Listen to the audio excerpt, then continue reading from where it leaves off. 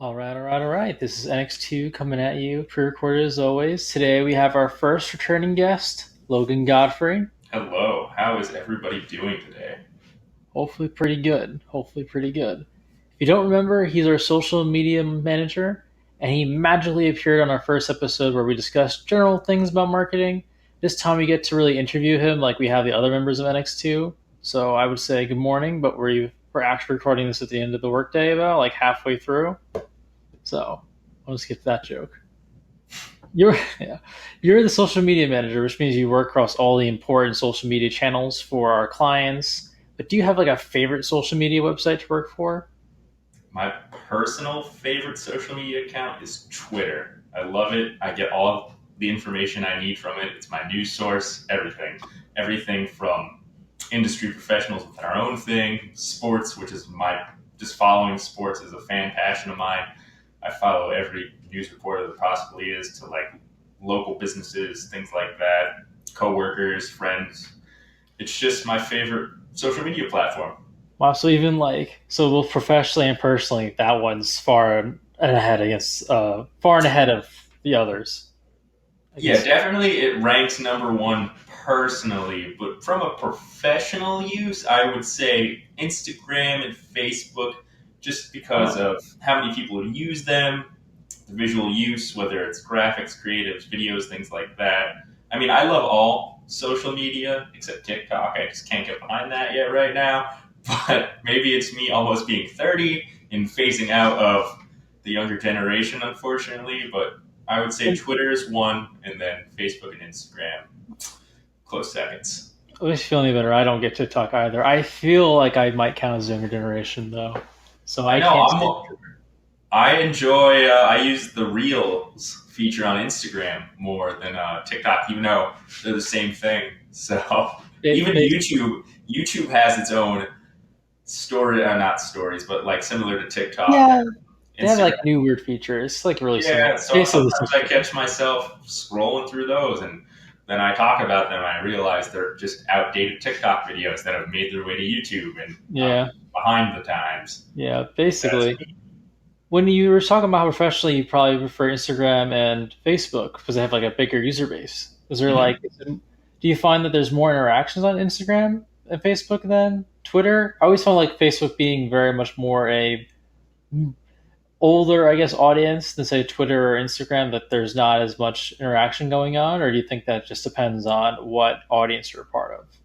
Statistics say that Facebook is an older generation, and I get that. But based on everything that we do from just our own company's perspective and personal use and things like that, I still find the same interaction I would with people that are younger than me, my age group, and what statistics say is an older generation, whether that be through paid advertising or organic reactions and things like that. Okay, would you find something? Would you say something similar about Instagram?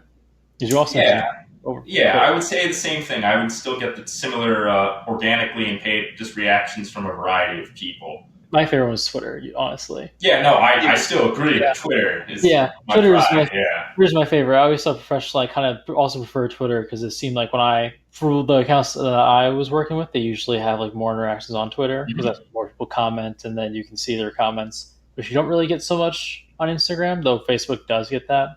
So I guess it's more so which ones are you weighing are our clients weighing more so than the others. The one thing about Twitter, it just escaped my mind for a second, so let me think about it really quick. You can move on to another question, and I'll just Okay, randomly blurt into it while we're talking about it. that's Lost my fine. train of thought.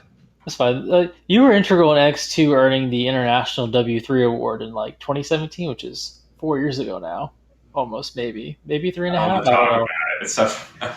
Yeah. But that was also like before I got here. So like, do you remember what went into earning an award like that? Just a lot of hard work, dedication, knowing your craft, getting to know everything that goes into the certain campaigns that went into that award, and all those different things. Like the, a lot of people think, like even in general, when you work in social media for as long as I have, like oh, you're just posting things on someone's Facebook. It's a lot more than that.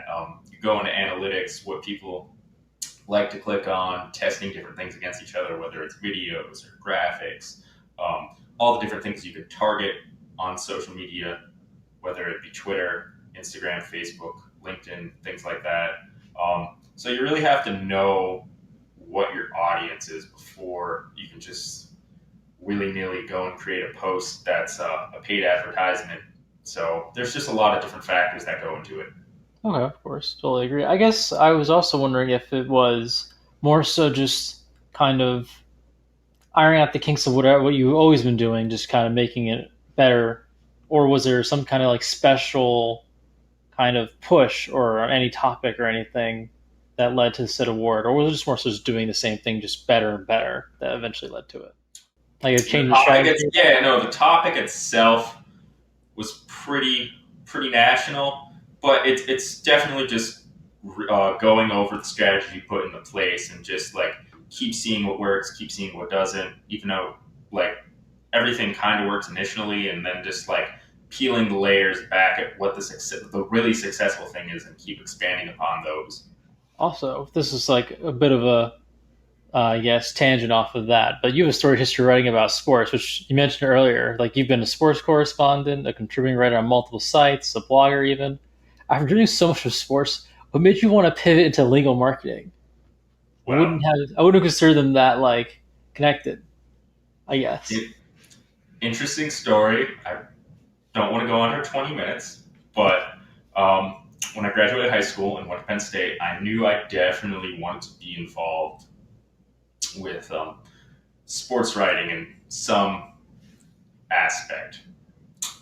And I did that throughout college. Like I took I was in broadcast journalism, and I ended up being in print journalism, and I straight off into marketing for a little bit, but not too long. But and I ended up freelancing at a local newspaper here in Pennsylvania for a while, and all the contributing sites that you mentioned.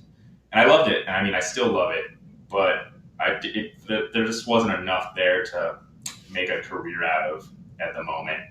And at the time, I was living with my mom a while ago, and we had moved into a townhouse for a little while, and it just happened to be across from our CEO, Nicole Farber, and Yeah, that's how we met. So we talked for a little bit. I was bartending at a bar here in Pennsylvania, and nothing really came out of it for a while. And then 2 years later, so this would have been 2 years later, would have been 2017. And okay. I Oh wow. saw, I was, I believe, Facebook friends with Nicole, and I saw that she had a job posting that kind of dealt with a lot of the experience I had just writing and being involved in digital media and things like that from another professional opportunity I had right after college. And I thought my skill set translated well to what she was looking for as a marketing assistant at the time. And we interviewed, and she remembered me from just living across from me for a little while, and it kind of went off to a great start. And fast forward, and now I'm here. So Okay. yeah, That's and I guess not. I kind of didn't answer your question about like legal marketing, but kind of. just I love my team. I love everything we do. We got to make an impact in people's lives. Just knowing we can help law firms help clients, which will ultimately help people's lives, and it's a great feeling. Yeah. I guess it also kind of connects back to like the last question where I had mentioned getting the award in 2017. That's when you came on.